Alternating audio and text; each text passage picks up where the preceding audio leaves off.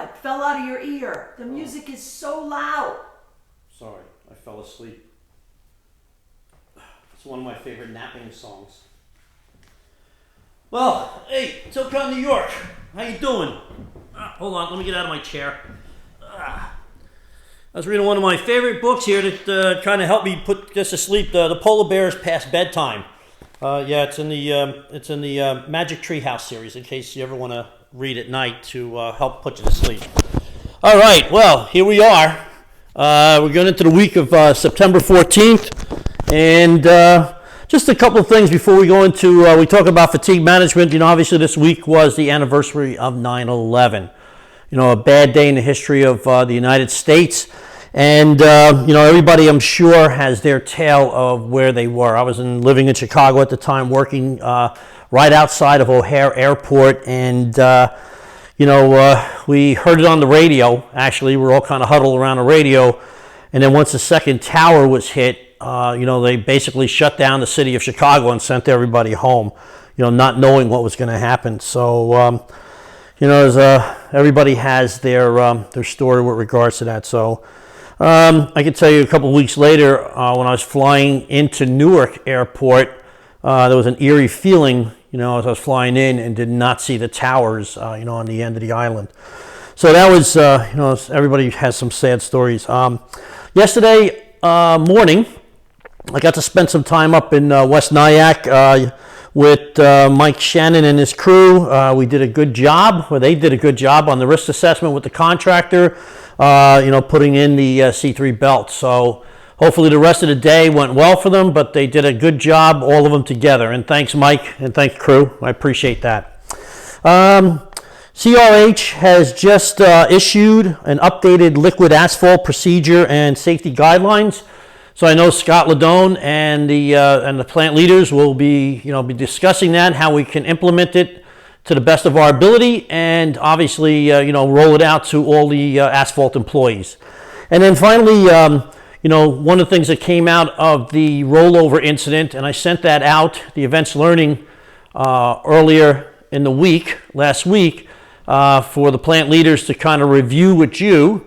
But one of the things we came out with is a stockpile management focus group. So Chris Jan and Tim Jacobs are leading that team, and they're going to come up with some recommendations on how we do it safely. So that's just a couple of news items. So anyway, this week we're going to talk a little bit about fatigue management. Now, I could talk for hours about fatigue management. Well, you know, as you get older, you want to take as many naps as possible. Well, how about that? Sorry about that. Okay. You never know who's going to pop up on one of our videos. So fatigue basically is a state of diminished physical and or mental efficiency. So basically you're tired, okay? Fatigue, you don't have enough sleep. So I'm looking at my wife now. She looks pretty diminished as it is, but that's trying to keep up with me. We went up and helped my brother yesterday move up in the Poconos. He's moving up to a home up there. So some habits of some happy sleepers is they're usually very physical. I mean, not punching bags and stuff like that, but they have physical activity in their life. They have a healthy body weight. You know, they have some kind of routine. You know, they sleep, they get up at a certain time. They have a routine throughout their days. They manage stress, you know, and they try to have some relaxation activities. You know, we all try to manage stress as best as possible, and we try to avoid caffeine-based drinks and alcohol-based drinks at least 4 hours before we're going to go to sleep. So those are some attributes of happy sleepers. So what are some of the effects of fatigue? I could tell you that early on in my days, I worked 3 years of straight midnights, and then I worked 12 years of rotating shifts. So I could tell you firsthand how it affected, you know, my life, how it affected the life of my family, how it affected the life of my friends. You know, sometimes, you know, on a holiday weekend, I was going into work. Everybody was just showing up at the party. So it wasn't really easy. And I know the fatigue that I had with regards to working those different shifts and coming home at 3:30 in the morning, going to work at 5:30 in the morning, you know, it all depended. but it really wasn't good for the health. So some reduced abilities there, it reduces the ability to concentrate, to avoid distractions. It helps. It doesn't allow you to make good decisions. Remembering or recalling events and the sequence of those events. Sometimes, I know, when I'm sleepy, sometimes I get moody. I've seen it in other folks that, sometimes you kind of lose control of your emotions when you're really, really tired or really, really hungry. And then, it's hard for you to recognize those risks and then communicate effectively.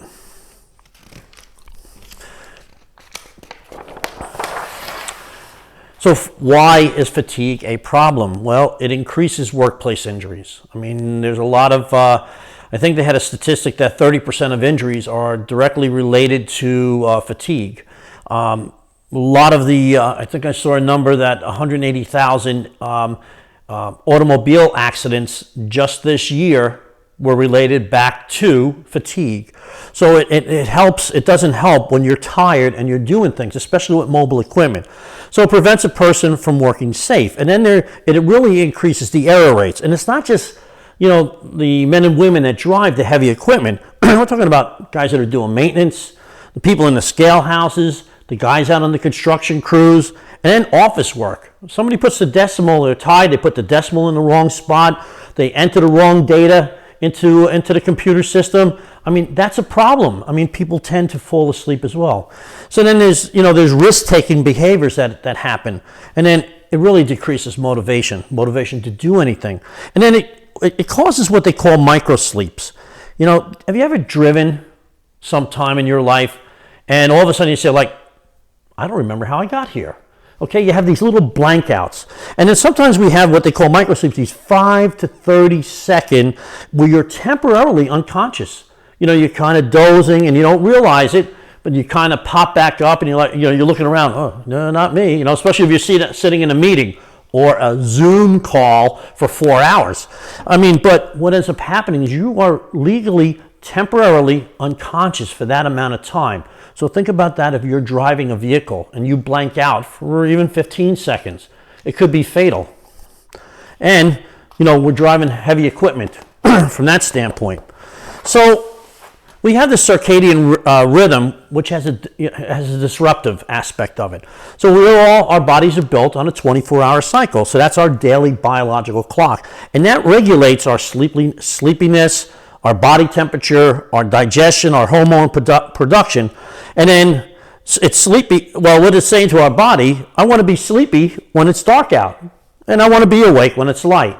So when you're working on shift works, you're working the 3 to 11, you're working the 12 to 8, or whatever those hours may vary a little bit, your body is still saying. Now, I can tell you working from straight midnights is that even though I had a pattern, about going home and sleep at a certain time, and stuff still happens.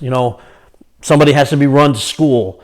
The car breaks down. Something happens along the way. That's life. But to try and stay in as much of a pattern as you possibly can really does help from that respect. We're getting to the end here, so the paper's a little tough. All right. So fatigue prevention. You try and sleep. Adults need about 7 to 8 hours of sleep. Teenagers probably in the 11 to 12 hours, even though they only probably get 6 to 7 sometimes. But usually on the weekends, it's kind of hard to get them up. They're usually sleeping well past, well into the afternoon. Try and take rest breaks, as much as you can. Eat healthy. Try and stay away from fried foods and heavy carbs, especially when you're getting ready to go to bed. I mean, you don't want that stuff sitting on your stomach because it does hurt. It doesn't help. And you want to drink as much.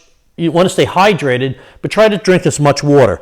So if you're working on shift work, once again, try and sleep in complete darkness. I know when I was on shifts, I bought darkened shades for the room. I silence distractions. I know sometimes you're going to sleep and the kids are at school. Well, maybe not in this time. Might be a little bit more difficult. And it might be more difficult because the kids are home now, doing their schoolwork from home. So that makes it a little bit difficult. But try and silence the distractions. put your phone on vibrate, whatever the case may be, but to try and silence that white noise so you could stay asleep. Avoid caffeine and alcohol. Now, if you're getting off at 8 o'clock in the morning, you should try and avoid alcohol to begin with, okay? But, from the caffeine standpoint. And then try and share your schedule with your family, your friends, your neighbors, so people know, hey, look, I work the midnight shift. I sleep from 8 to 3 every day, Monday through Friday. You can call me anytime on the weekends, but during the week, please try to avoid unless it's really, really, truly an emergency.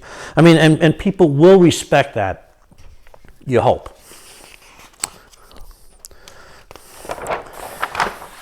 All right, so finally, you can't train yourself to get by on less sleep.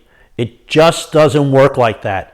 You can't say, hey, I think I'm going to train myself, I'm going to kind of work out, and I think I can get by in 4 or 5 hours sleep. It doesn't work like that, my friends. So please, and the other, mom's tales is that, just stick your head out the window with cold air, or splash cold water on your face, or turn the radio, or your device, blast the music like you heard with Metallica. That doesn't work. There's the old thing, people are intoxicated. Oh yeah, let them drink coffee. But what that does is just wakes up a drunken person. So that's not very good at all. So please, by all means, stay away from these wives' tales, if you will, and try and get as much sleep as possible. Try and do the best that you can to reduce the amount of fatigue that you have. All right? Well, Tilcon, New York, have a safe week, and we'll talk to you again. Thank you.